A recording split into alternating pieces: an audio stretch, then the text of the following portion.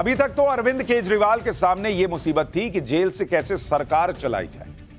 अब उनके सामने यह दिक्कत भी खड़ी हो गई कि जेल से कैसे अपनी सरकार और पार्टी को बचाया जाए, क्योंकि अपने मंत्री के अचानक इस्तीफे से अरविंद केजरीवाल को भी जबरदस्त झटका लगा होगा। उन्हें यह डर सता रहा होगा कि पता नहीं कहीं उनके और भी नेता इस मुश्किल घड़ी में उनका साथ ना छोड़ दें। आप देखिए, एक तरफ उनके मंत्री ने उनका साथ छोड़ दिया, उनके कई सांसद साइलेंट मोड में चल रहे हैं, 2 बड़े सीनियर नेता जेल में बंद हैं।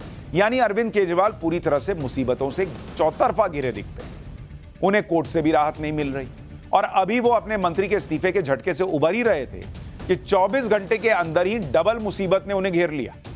उनकी पहली मुसीबत तो यह है कि कहीं ईडी के बाद अब सीबीआई उन्हें ना पकड़ ले। अगर ऐसा हुआ तो अरविंद केजरीवाल के लिए जल्द बाहर आना और मुश्किल हो जाएगा और अगर लंबे वक्त तक अंदर रहे तो सरकार और पार्टी को बचाना बहुत मुश्किल होगा। उनकी दूसरी मुसीबत यह है कि उनके बेहद करीबी और उनके निजी सचिव रहे विभव कुमार पर जबरदस्त एक्शन हो गया। विजिलेंस विभाग ने उनके निजी सचिव को बर्खास्त कर दिया। अरविंद केजरीवाल की पहली मुसीबत तो सीबीआई के डर से जुड़ी हुई है कि भाई ईडी से छूटेंगे तो पता चला सीबीआई ने पकड़ लिया। और यह डर अरविंद केजरीवाल को इसलिए सता रहा होगा क्योंकि शराब घोटाले में फंसी बीआरएस नेता के कविता को अब सीबीआई ने अपनी गिरफ्त में ले लिया है। के कविता को 15 मार्च को ही ईडी ने अपनी कस्टडी में लिया था और वो अभी तिहाड़ जेल में बंद है। ईडी के बाद अब सीबीआई के कविता से पूछताछ करेगी, उनका बयान रिकॉर्ड करेगी और उनके लिए सीबीआई ने कोर्ट से मंजूरी ले ली है। शराब घोटाले में के कविता एक मुख्य आरोपी है। उन पर आरोप है कि उन्होंने अरविंद केजरीवाल और आम आदमी पार्टी के बाकी नेताओं के साथ मिलकर घोटाले की साजिश रची। के कविता पर आरोप है कि उन्होंने आम आदमी पार्टी के नेताओं के साथ मिलकर 100 करोड़ की रिश्वत के बदले में शराब नीति में फायदा मिलने की डील की थी। सीबीआई के शिकंजे में के कविता के आने से अरविंद केजरीवाल इसलिए भी टेंशन में आ गए हों क्योंकि आप देखिए, शराब घोटाला हुआ, मनीष सिसोदिया 26 फरवरी 2023 को सीबीआई ने गिरफ्तार किया और 9 मार्च 2023 को ईडी की एंट्री हुई, गिरफ्तारी हो गई। के कविता 15 मार्च 2024 को ईडी ने गिरफ्तार किया, 11 अप्रैल 2024 को सीबीआई की एंट्री हुई, गिरफ्तारी हो गई।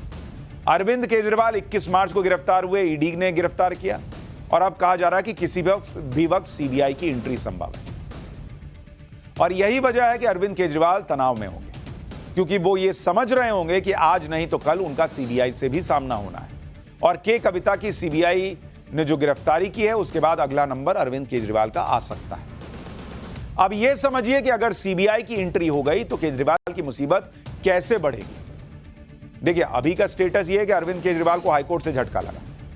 वो ईडी की गिरफ्तारी के खिलाफ सुप्रीम कोर्ट गए।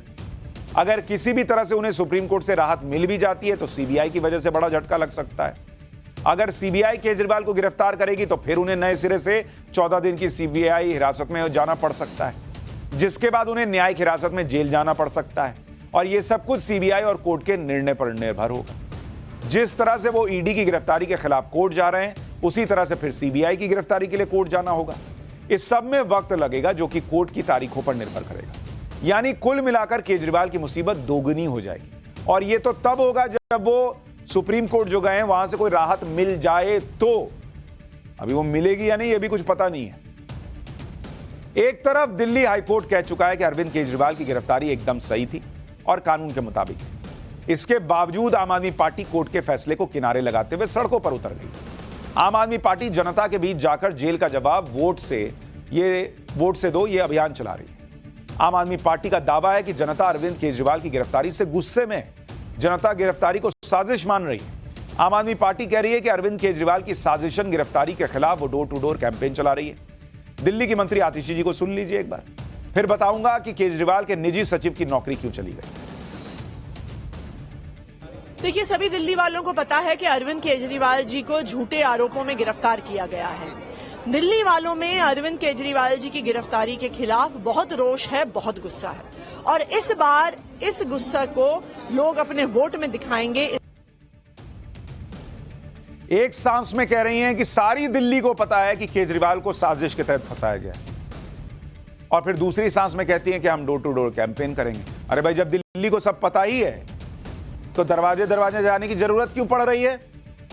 उनको यह बताने की जरूरत क्यों पड़ रही है कि केजरीवाल जी को फंसाया है? अगर दिल्ली को सब पता है, अगर पता है तो फिर कैंपेन की जरूरत नहीं और कैंपेन करना पड़ रहा है, इसका मतलब दिल्ली मान नहीं रही है कि फंसाया गया है। जा जाके बोलना पड़ रहा है कि देखो ना फंसा दिए, देखो ना फंसा दिए।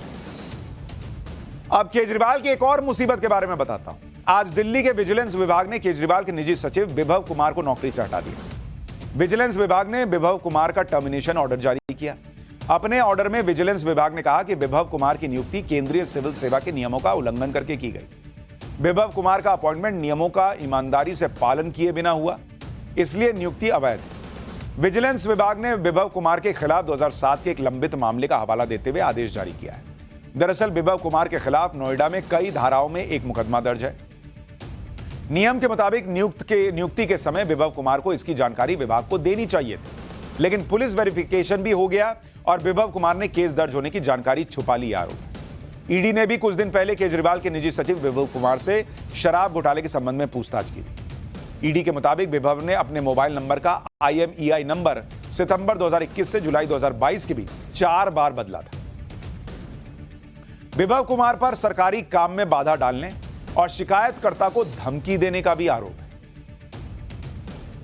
अब विभव कुमार केजरीवाल के बहुत करीबी बताए जाते हैं।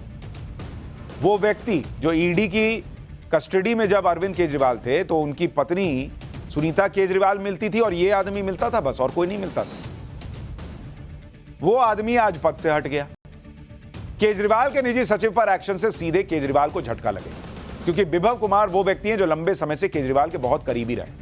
विभव कुमार अरविंद केजरीवाल के साथ उनके NGO परिवर्तन के समय से साथ हैं, यानी जब अरविंद केजरीवाल राजनीति में आए भी नहीं थे तब से वो उनके बेहद करीबी रहे। जैसे ही आम आदमी पार्टी की सरकार बनी, अरविंद केजरीवाल ने विभव कुमार को अपना पर्सनल सेक्रेटरी नियुक्त कर दिया।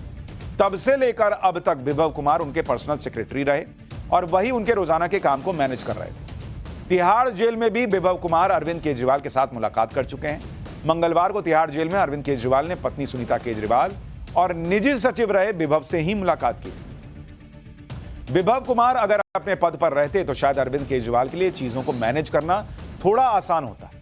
यही बात बीजेपी भी कह रही है और उनके टर्मिनेशन को सही ठहरा रही है। बीजेपी नेता कपिल मिश्रा ने क्या कहा, सुनिए, फिर बताता हूं कि कल आम आदमी पार्टी और मंत्री पद छोड़ने वाले राजकुमार आनंद ने आज क्या नया खुलासा किया। ये एक आवश्यक कदम था, क्योंकि विभव स्वयं भ्रष्टाचार के मामले में जांच के दायरे में है और उनका जो अपॉइंटमेंट था वो भी गैर कानूनी तरीके से किया गया था।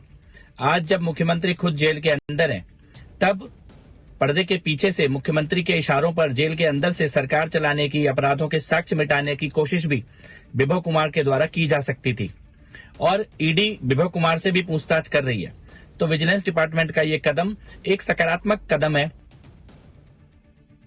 इधर जेल में बंद केजरीवाल की मुसीबतें बढ़ती चली जा रही। केजरीवाल की पार्टी छोड़कर जा रहे नेता हर रोज नया जख्म दे रहे हैं। केजरीवाल के इस्तीफा देने वाले मंत्री राजकुमार आनंद ने आज आम आदमी पार्टी के उस आरोपों का जवाब दिया जिसमें पार्टी यह कह रही है कि ईडी के दबाव में उन्होंने इस्तीफा दिया है।